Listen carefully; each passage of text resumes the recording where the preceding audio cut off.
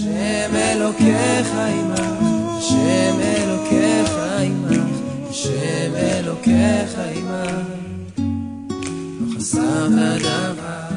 This past Shabbat, I was sitting in the park with a friend of mine, and my friend was in a really good mood. She looked, glowing and healthy, and she was there with her 3 small daughters, and she was just like taking care of them, and just was like calm and in control, and she just looked great.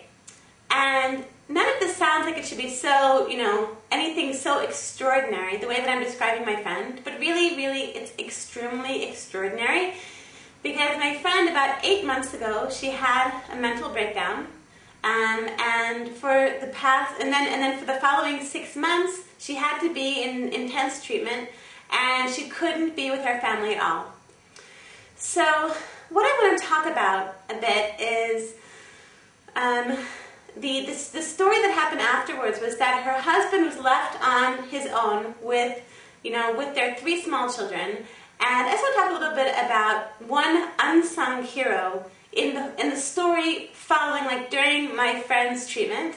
And I mean, there were a lot of people who pitched in, people from, his family, from her family, people from the community, but there was one specific woman that I wanted to mention.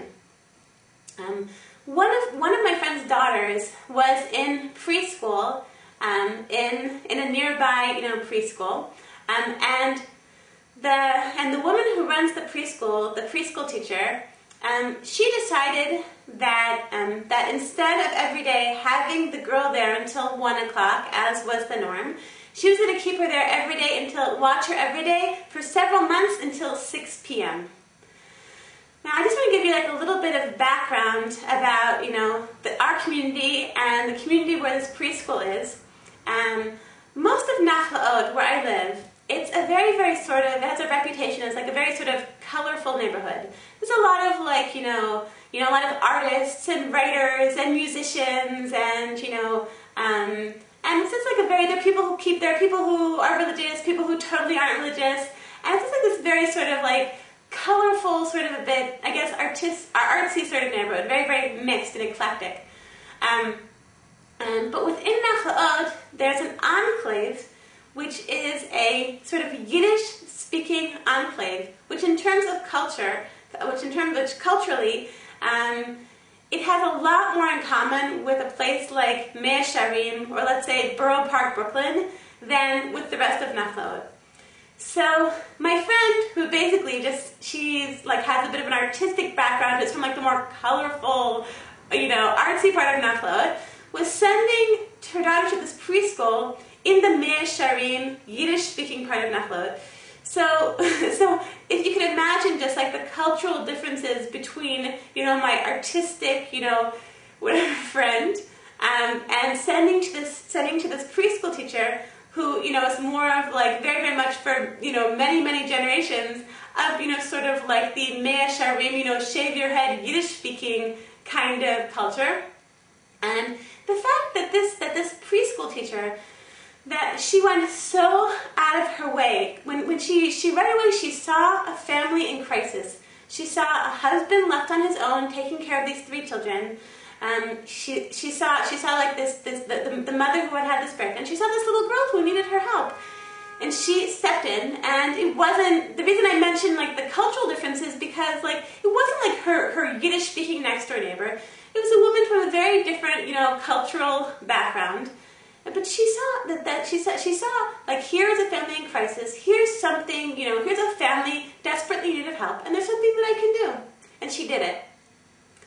So I'm mentioning this story because a few months ago, I have a friend who's the rebbitzin of a small shul, and she asked me what you're supposed to do about all the awful, awful stories you hear.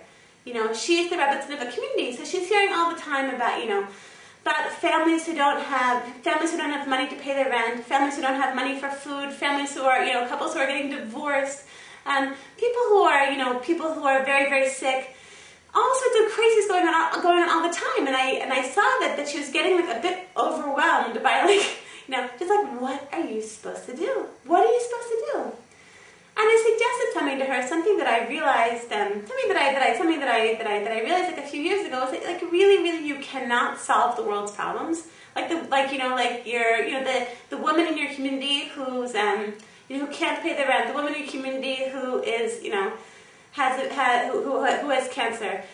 There's nothing, you're not going to solve their problems, but that you should always do, what I suggested to her, is you should always do something.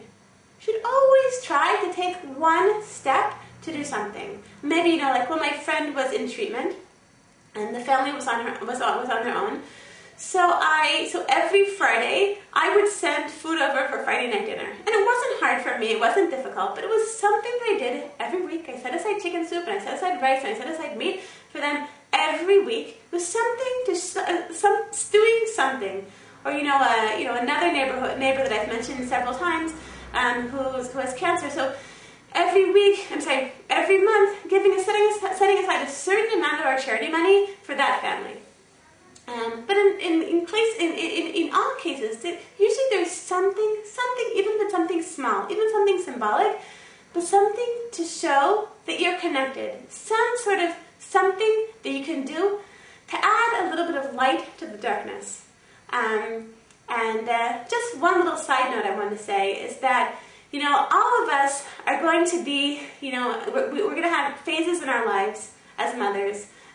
Maybe like when we're in the beginning of pregnancy and things are, and we're really struggling. Maybe you've just had a baby and it takes all of your strength just to like keep your own family going. Or just for whatever reason, just if your family's having a difficult time, you're feeling overwhelmed.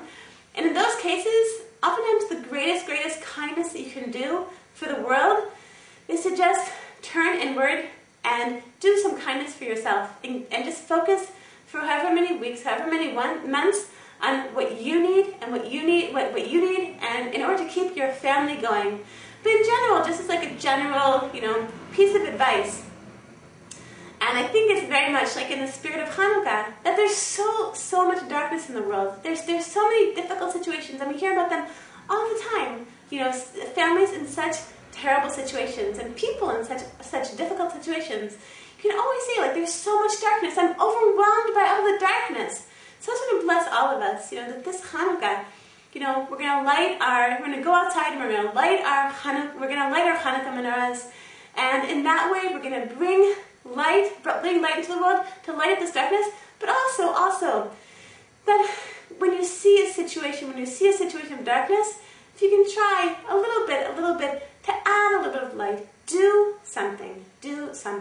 And bless everyone with an amazing week and a wonderful beginning of Hanukkah. השם אלוקיך עמך לא חסרת דבר.